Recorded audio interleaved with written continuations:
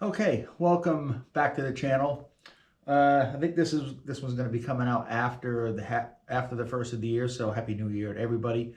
I've got pretty much, I think, all the parts I need to finish the front end and to finish the motor. I did order a new set of polished aluminum rockers. I didn't want to hold up the build of the motor, spending a couple weeks polishing those rockers that I've got. One of them is beyond, I think, what I can do. I might have to send that out to actually have it professionally finished. So I wanted to finish the motor, and I think once I get the original rockers done, I could probably sell those for a couple $100 and recoup some of the money. So the problem I had was with these cups. So this is the original cup that was in there. I don't know if it's probably not the original one to the bike, but if you can see, this one has to be pressed in. The bottom one has to be pressed in. The new one has to be pressed in the bottom, like it always is, but it just kind of sits in the top like that. So I couldn't figure out why this one, if you look, I don't know while it's showing up, but it's knurled. And these that come brand new are not. So it looks like I'm going to have to knurl this one. And then somebody said, well, if you knurl it and then put green Loctite in it, that'll seal it in. But I don't have any green Loctite, so I might just throw blue in there. I don't really know the difference between green and blue. I don't think there's that much difference. So let's go over to the bench because I want to knurl this before I put the races in them. The races are in my freezer. They've been in there for like a day and a half now. So we can come back quickly, knurl this, put the races in, and then press these into the head, and then we'll move on to the triple trees. Okay, I got to move the motor off this bench so I can finish working on these forks because I don't want the motor up here that's exposed to get anything in it. So what we do is we take, and I don't remember who showed me this technique, but I mean, I've known this for years, but I don't have a metal lathe. I don't have anything like that. I could probably go down and have a shop do this for me, but somebody showed me this technique years ago. And what you do is you just take a standard heavy rasp type file, you put whatever round stock you want in the vise like this, and then start it over on one end, and then you put the file like that, and then tighten it down a little bit, and then because this thing will actually spin and turn, and this file will actually knurl the end. So watch. So you just keep going like this. Might be a little bit too tight.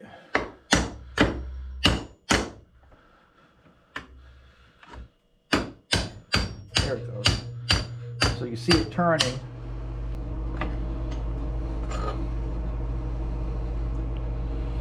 So it did knurl it a little bit, but it's not turning. Usually it's supposed to turn. So we'll put it back up here. Because I did it on the lower bearing that I took out.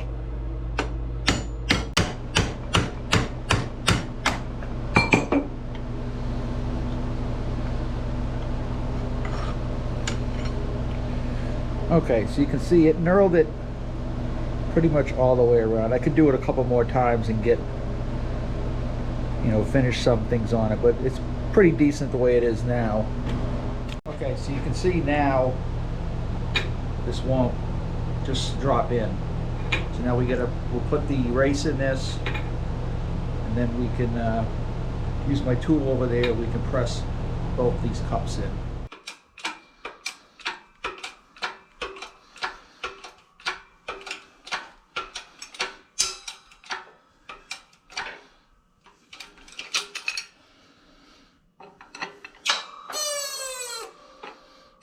I don't think that's seated right.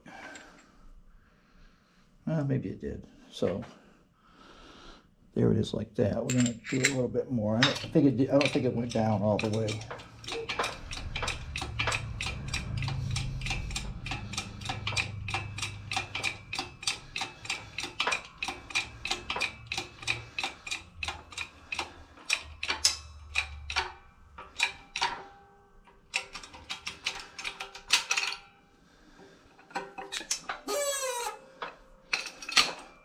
So we'll take that out.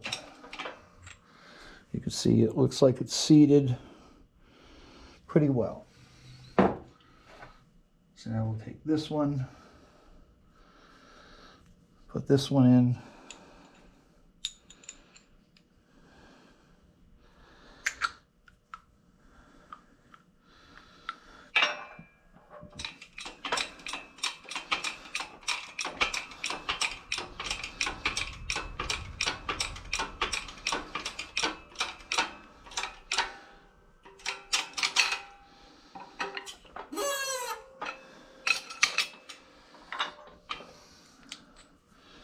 That looks like those are seated pretty well too. So I put my 12-ton press here on rollers so I can roll it around a little bit. So, all right, so we got these both pressed in. We can now go put these in the neck. Goes down like this. And we get this one for the bottom. Where's my other washer at?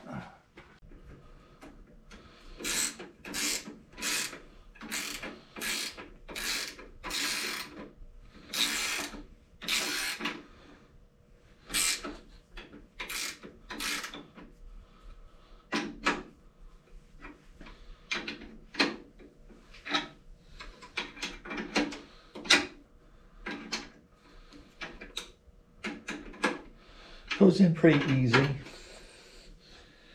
Bottom one still has to come up.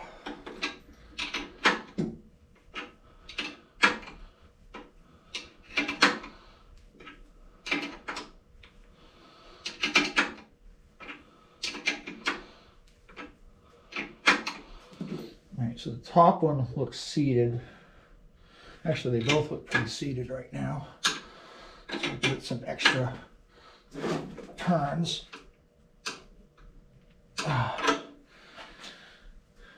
All right, that looks pretty good.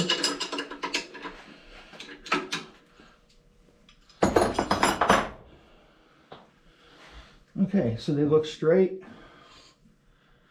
Neither one of these I can turn, so that's good news. All right, so they look. All right, so they look like they're both in. Great. Both have races in them. Now we can work on the triple trees. Okay, so I hope my heater isn't drowning out too much. So in order to get this bearing off, we got to cut the outer cage out. Then I got to use this tool from Motion Pro to put down over the shaft, and it pulls the bearing out. Well, first we got to cut this outer cage. Could use a Dremel, I guess, too, but I find it easier just to do it like this.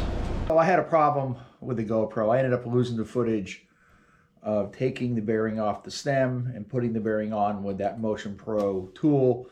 So I took a clip from the 2001 Springer. It's the same procedure. You do use it the same way. It's just that you have a triple tree on the shovel, and the Springer doesn't have a triple tree. The stem is built right into the rigid fork. So here's a couple short clips of taking this bearing off with the tool and then putting it back on, and I will be back after that shows. Taking the cage off, in order to use this, you've got to clip the cage off and take all the bearings out. So all you leave is the dust cover here and then the bearing. And then we take this tool here and you kind of put it with the threads up over the bearing. And then you tighten these. Oh, let me take this off again. And then you tighten these Allen wrench screws to around the lip of this bearing, and then you put that on and you pull it up. Okay, so you take this piece with the threads up, because you have to screw this into this in order to pull it. So now we put this on here, and we just kind of, you only want to make this finger tight. You don't want to, really crank this down, because also there is a chance that you could break that lip off, and then you're pounding this out. So we want to you want to kind of turn it as you do it, so you make sure that you get it even.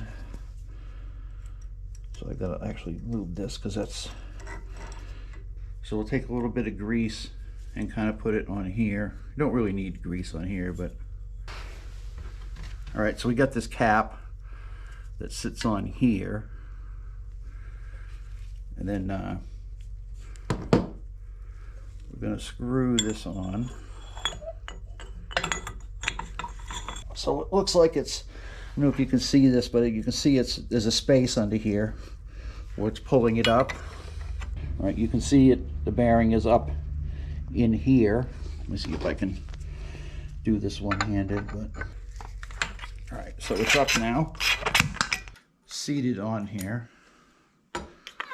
So let me just make sure that we got this right.